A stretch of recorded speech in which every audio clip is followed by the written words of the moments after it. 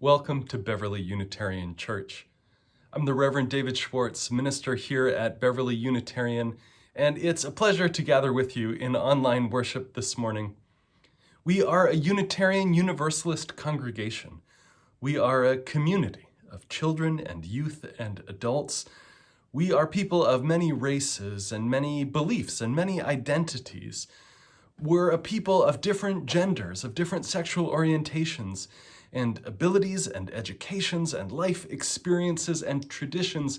And here, instead of minimizing that diversity, instead of trying to melt us all together into sameness, we lift it up, we celebrate it. All of you is sacred. All of you is welcome. Whatever your past was like and whatever this present moment is for you, we invite you to travel into this future together as part of this community. Like other Unitarian Universalist congregations, we affirm 7 principles, not doctrine or dogma, but a set of shared values, the things that orient us, the compass to steer us through when we don't exactly know what the future holds. We especially welcome visitors, and if you're here for the first time, I hope you'll stay for the virtual coffee hour. It goes out in the weekly email each week, and you can send a note to our office administrator through the website of the church to sign up for that. Or at the very end of the service, the Zoom link information will come up on screen. You can join that way. We are physically distanced, but we are still connected. We are together apart. And I encourage you, check out our Facebook page, check out the website, contact the office, sign up for communication. I invite you today to join together in a spirit of thanks. This service today is a little different than our usual, and we'll be joined by a number of members of the worship committee, along with myself and our ministry intern, Julia Jones, all together to put on this service that tells the story of Thanksgiving honestly and that re-centers us in gratitude. I invite you now to prepare your mind and your spirit for worship.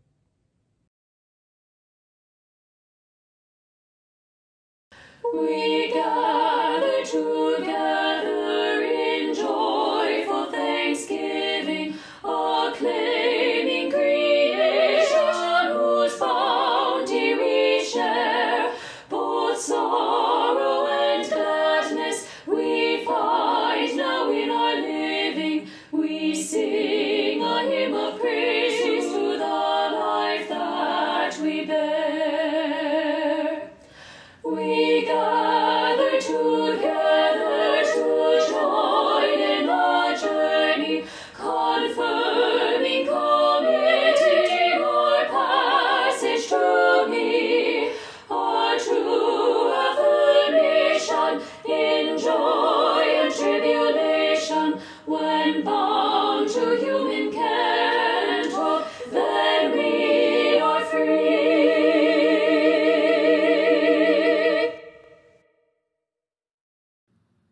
We gather today to retell what may be the creation myth of our country. In this myth is our very best and our very worst, a call to our highest aspirations and greatest hopes as a nation, and a reminder of our profound and persistent inability to fully answer that call.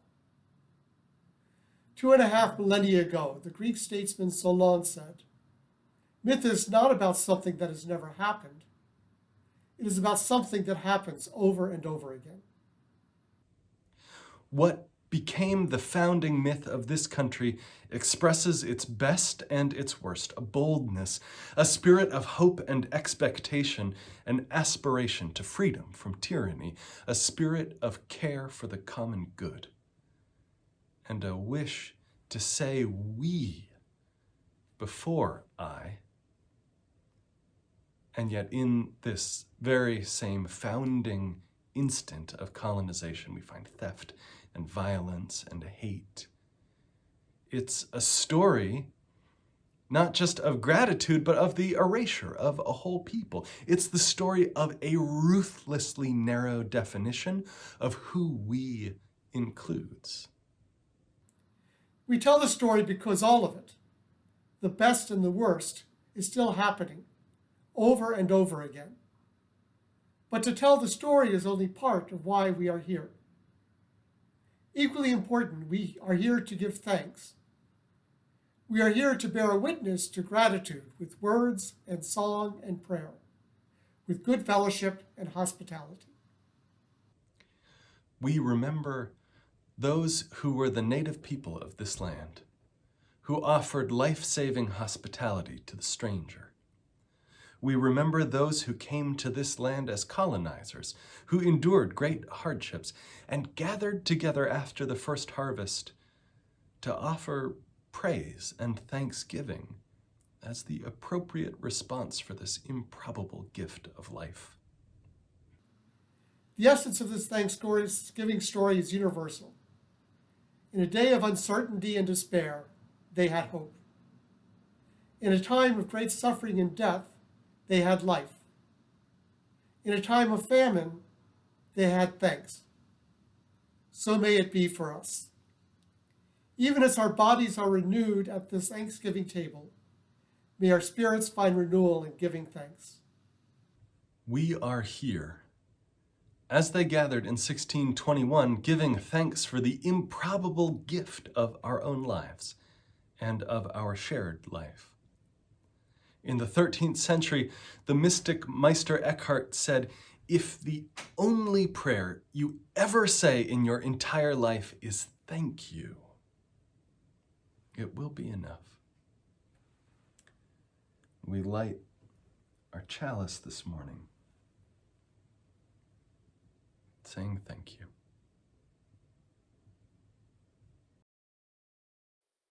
For the sun and the dawn which we did not create, for the moon and the evening which we did not make, For food which we plant but cannot grow, for friends and loved ones we have not earned and cannot buy, for this gathered company which welcomes us as we are from wherever we have come, for all our free churches that keep us human and encourage us in our quest for beauty, truth, and life, for all things which come to us as gifts of being from sources beyond ourselves, gifts of life and love and friendship, we lift up our hearts in thanks this day.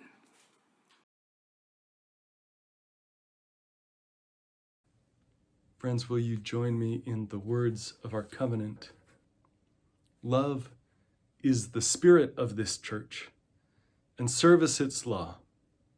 This is our great covenant, to dwell together in peace, to seek the truth in love, and to help one another.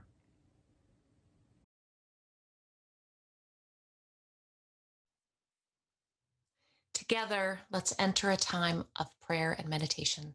Take a deep breath with me all together. And another, deliberately slowing and centering yourself.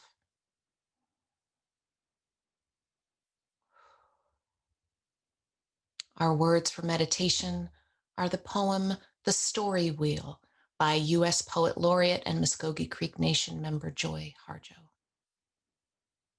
I leave you to your ceremony of grieving, which is also of celebration, given when an honored, humble one leaves behind a trail of happiness in the dark of human tribulation. None of us is above the other in this story of forever. Though we follow that red road home, one behind another, there is a light breaking through the storm, and it is buffalo hunting weather. There you can see your mother. She is busy as she ever was. She holds up a new jingle dress for her youngest beloved daughter, and for her special son, a set of finely beaded gear, all for that welcome home dance, the most favorite of all, when everyone finds their way back together to dance, eat, and celebrate, and tell story after story of how they fought and played in the story wheel, and how no one was ever really lost at all.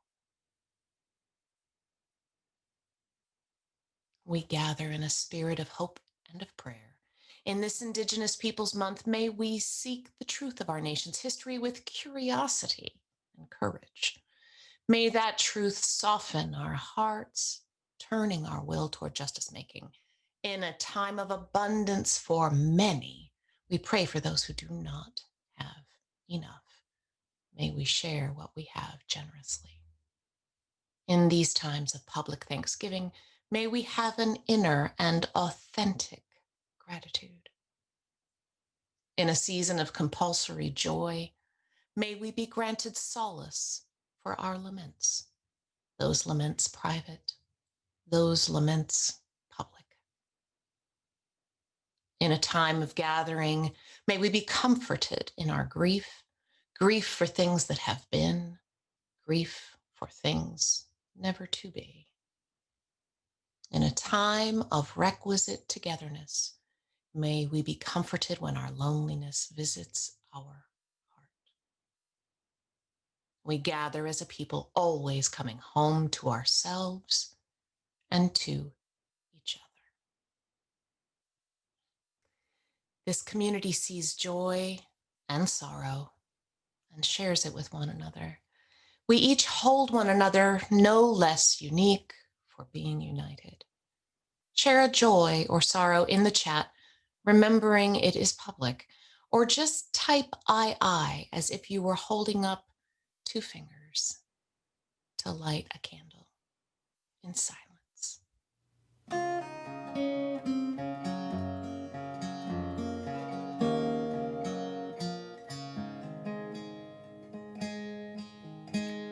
To all alone, unloved, unknown, whose hearts yet beat with mine as one, bless each and all tonight. Your unshared dreams, your unheard prayers, your secret hopes and fears and cares, find life and place and light.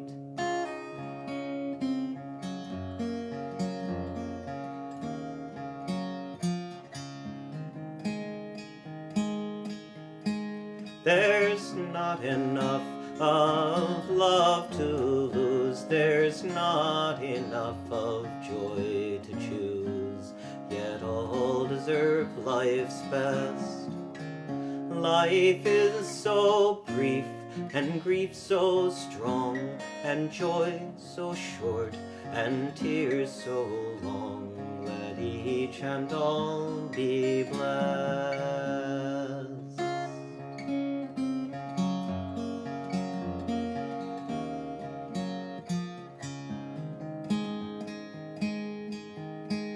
Good friends, beloved, bless, keep you all, on everyone rich blessings fall, on all beneath the heavens.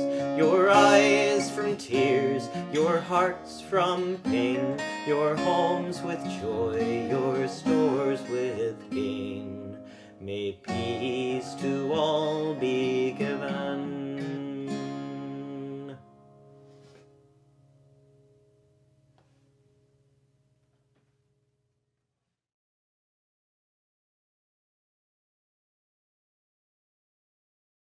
In 1620, the Puritan separatists, later called Pilgrims, came to New England to establish a religious and social order without state interference. Before they came to these shores, they lived in England. The separatists believed they had been elected by God for salvation, and to maintain the status, they needed to rigorously enforce certain ways of worshiping and community rules for public behavior. The Puritan separatists were treated unfairly because of their religion. Some were put in prison, some had their houses watched day and night. They knew that if they stayed, they might be harmed and would not have the religious or social control they wanted. So, they decided to leave England and go to Holland. They'd heard that in Holland everyone could have their own religion and none would treat them harshly. But, as years passed, they grew concerned with losing their identity as a distinct people and assimilating to the culture around them. So, some decided to leave Holland and colonize across the sea. In September of 1620, 102 people set out on the Mayflower, heading for the northern parts of Virginia. Some were of the congregation in Holland, some were from London, seeking religious independence. Some were adventurers seeking gain. On November 21st, having blown far off course, they landed in the place they would name Plymouth. It was largely empty of inhabitants because in the 2 decades prior, European disease brought by fishermen and traders had killed 90% of the population of Native Americans.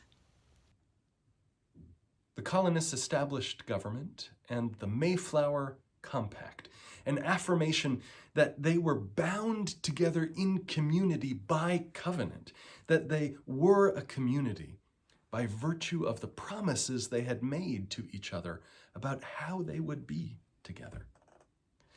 We Unitarian Universalists are the direct inheritors of this legacy. When we recite our covenant each week, when we commit to dwell together in peace, though the words and the theology would be radically alien to those Puritan separatists, they would understand very well what it was we were doing in recommitting ourselves to the promises we make to each other in community.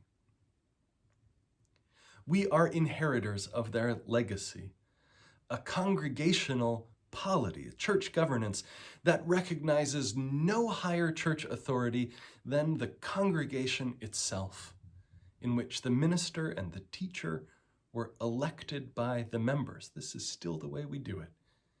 Nearly 2 centuries after the colonists landed, their congregational churches would vote to call Unitarian ministers instead of the Trinitarians they'd had. The first parish church in Plymouth, Massachusetts, the very one founded by the separatists in 1620, is today, and these last 2 centuries, Unitarian. We gather, not as creators of something new, but as heirs of a covenantal religion. One thing that unites us is not the search for the one true way of seeing the world, but what unites us is the promises we make of how we live together, how we treat each other. The first winter, the colonists had little food. Many became sick, and almost half of the 100 died. At times, there were only 6 or 7 healthy ones who took care of the sick. In the spring, the weather was good. The Wampanoag people who lived in the area gave them help. The colonists planted and the crops grew. When the harvest was brought in, a Thanksgiving feast was held with the Wampanoag chief, Massasoit, and 90 of his people. For 3 days they celebrated and ate goose, duck, turkey, and venison, cornbread and cornmeal porridge, lobster, clams and mussels, pumpkin, carrots, turnips, and onions. But this is not the complete story. The colonists did not keep the peace brokered in that first generation. In 1675, King Philip's War between the Wampanoag and the colonists destroyed the tribe, killing half, selling most of the rest into enslavement in the West Indies. The English colonists had come seeking self-determination, and in that we identify with them. But the colonists sought freedom only for themselves. In every generation forward from that day, the people living in the land that became the United States of America struggled with the questions. Who is this nation for? Who is freedom for? Who are my kindred? Europeans brought the first enslaved Africans to New England in 1638. The centuries which followed systematically valued white people over people of color. from the ethnic cleansing and erasure of Native Americans to immigration laws that prohibited immigration by non-Western Europeans. Our government forced Japanese Americans into concentration camps, and today forces undocumented immigrant children and adults alike into internment camps. Law enforcement and the judicial system does not treat Black lives as if they matter as much as white lives. Refugees knock, and our nation bars our door. Writing from a Birmingham jail, the Reverend Dr. Martin Luther King Jr. said, "Oppressed people cannot remain oppressed forever. The yearning for freedom eventually manifests itself." Well, people are oppressed if they do not have enough to eat, a good place to live, a good education. People are oppressed if they do not have access to health care, do not have access to public services, and do not have self-determination. People are oppressed when courts and police do not faithfully carry out their duty to justice. Universalist minister Clarence Skinner wrote a century ago, "The fight for freedom is never won. Inherited liberty is not liberty, but tradition. Each generation must win for itself the right to emancipate itself from its own tyrannies, which are ever unprecedented and peculiar. Therefore, those who have been reared in freedom bear a tremendous responsibility to the world to win an even larger and more important liberty." Universalists are free people. Therefore, they should be in the front rank of the daring few who are fighting battles of social emancipation. They have pledged themselves to break the tyrannies of tradition and strike the shackles of the soul. If they are true to the spirit of their faith, they pledge themselves to free humanity from the economic degradation that fetters it, body, mind, and soul. So may it be for us. We are the inheritors of our liberty, of hard-fought freedoms won with the sweat and labor and blood of the generations before us. And we are a people committed to winning new freedom for the generations that follow. Who is this nation for? Who is freedom for? Who are my kindred? May we answer today and always, every person.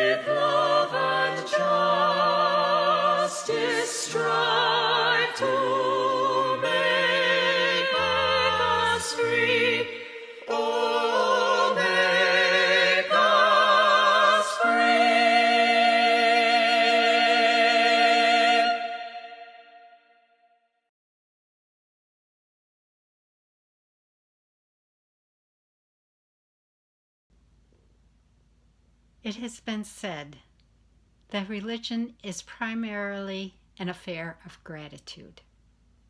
You may have always thought that religion is primarily an affair of believing.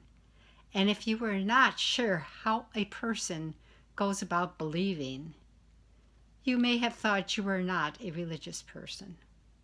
Gratitude, on the other hand, is something that all of us can practice, and that makes us all religious.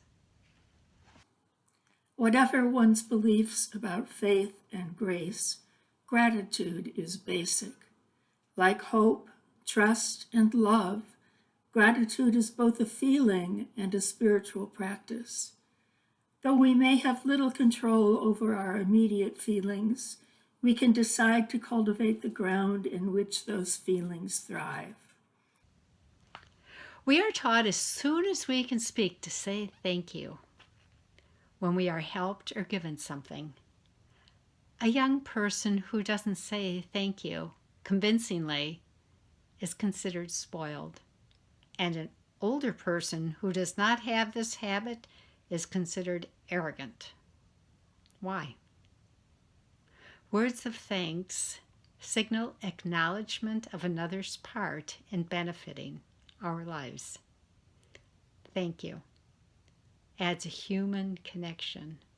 It says, I noticed you were there, and I'm glad. Our thank yous remind us that we are dependent on others. The words acknowledge the web of relationships in which we live. To neglect one's thank yous is not only rude, it is out of touch with reality, a rejection of our interdependence. The Nguni Bantu word Ubuntu means both humanity and I am because we are. It reminds us of a truth affirmed in many cultures and many eras, that to be alive is to be interconnected with all of life in an unbroken web. The practice of saying thank you is good for our souls and a reality check on our tendency to think we don't need others. This is not only important in our relationships with other people, it is important in our relationship with God, the universe, our life. Our gratitude is for things large and small. We are grateful, yes, for the sun and the dawn which we did not create, for the moon and the evening which we did not make, but also for a stranger's nod and smile, for warm coffee on a cold morning, for a well-told joke that brings out deep laughter, for a friend's wholehearted hug. Innumerable hands hold us in this life and make our life possible. We are one people. And to practice gratitude for each other is to remember what unites us.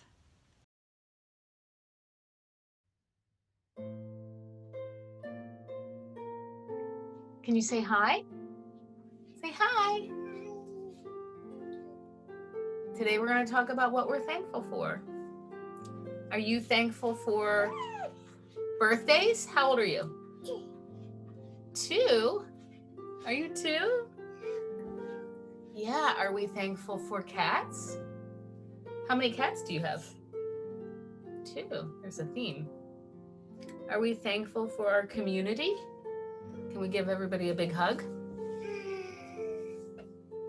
You want to say I love you? Say it again. Can you say happy Thanksgiving? Can you at least say thank you? That's good.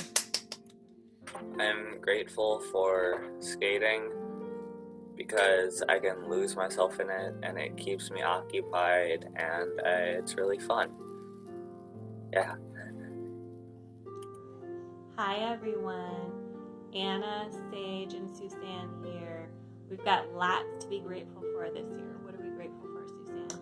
Well, definitely our home and our family and the community that we have around us. We're very lucky. Mm-hmm. And of course, little Sage is the best. She's keeping us company, and she's getting more fun every day. And we just hope to see everybody very soon after this pandemic is over. I know everyone's having a rough time in their own different way. So, love you. Talk to you soon. Hello, I'm Annika. This is my video of what I am thankful for. I am thankful for this song that I am going to sing to you right now. Juliet, Juliet Gordon Lowe, found as a Girl Scout long ago. Found the Girl Scouts in 1912. Served her country, served it well. From Savannah, seated Rome, but she loved that place called home. On my honor, I will try to do my duty till I die. I am thankful for this song because I am a Girl Scout. Bye. When I think about it, I'm actually grateful for a lot this year. In addition to the biggies like family, friends, and health, there are a lot of little things that I really appreciate this year. Starting with the butterflies that Pat Haynes at Beverly years ago taught me to appreciate, understand, and nurture, so that this year, in the spring and the summer, I could find the caterpillars, I could nurture them and help them to grow. I could watch the magic of them transforming into butterflies and release them. Another really wonderful thing I'm grateful for is that after many, many failed attempts, this year in March, I tried to root yet another avocado seed, and it looked just like this for weeks and weeks. But eventually, it sprouted and it began to look like this. And now, how many months later, it looks like this. I named her Hope because she does give me great hope. And I'm grateful to Pam Carlson, who appreciated my love and my silly obsession with hope and gave me this beautiful pot. And one more thing I'm grateful for is literature and fiction, because I'm an anxious person, and when I'm anxious or I can't sleep or I'm depressed, I can lose myself in a book for a while. And guess what I'm watching or reading right now? It's really good, by the way. So yes, I've got a lot to be grateful for, and I'm really grateful to David and Julia for suggesting that we review our gratitudes and share them. Thank you. In the chat, I invite you to name someone who deserves thanks, or to share something you are grateful for, remembering that our chat is public.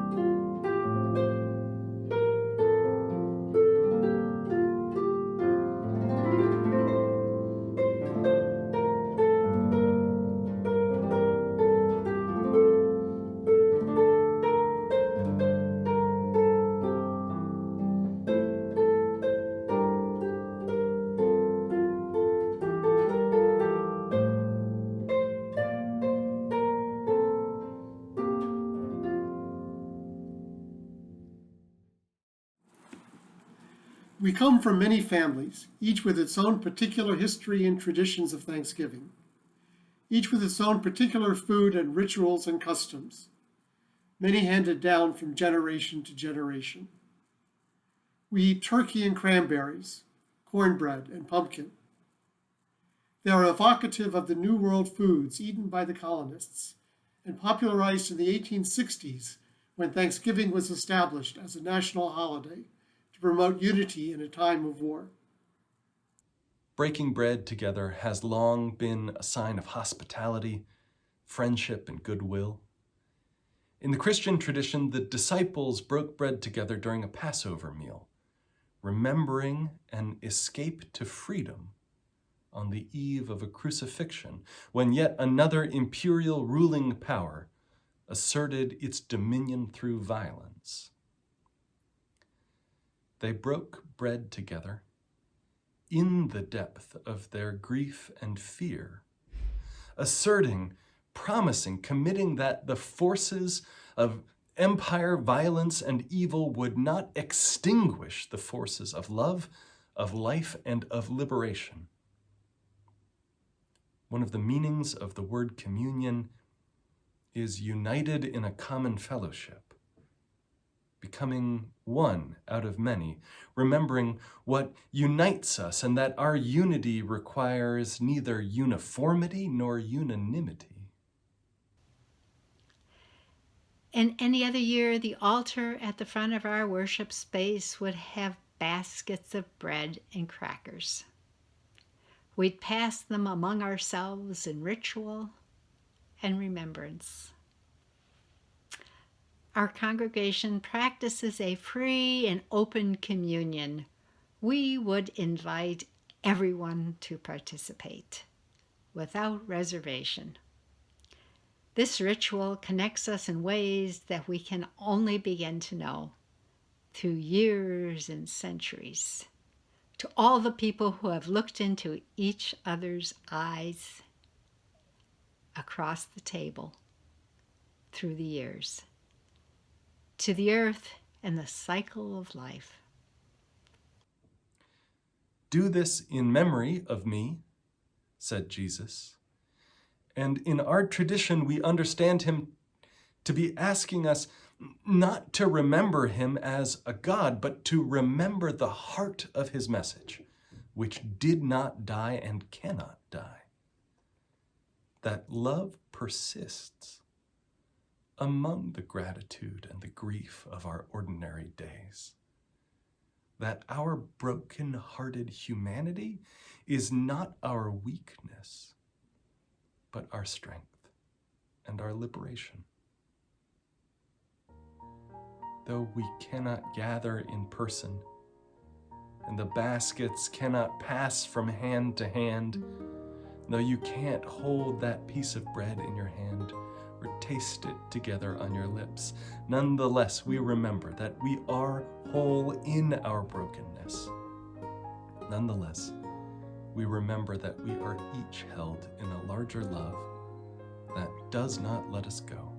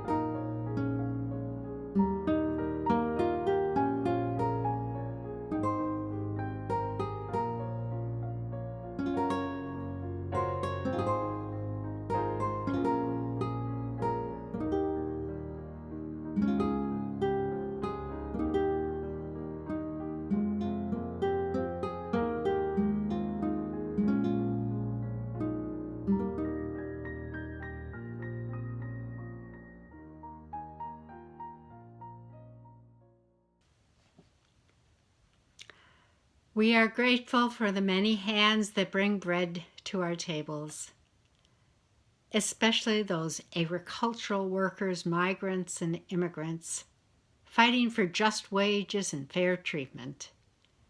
We are the beneficiaries of their labor and we do not forget them. Let us fill our voices in thanksgiving. Let us be grateful for health, healing, and wholeness. Let us be grateful for the beauty of earth and sky. We give thanks for pilgrims in every land and every age. Each of us has traveled in our ancestors' bodies through history to this moment. We came from Britain and Holland.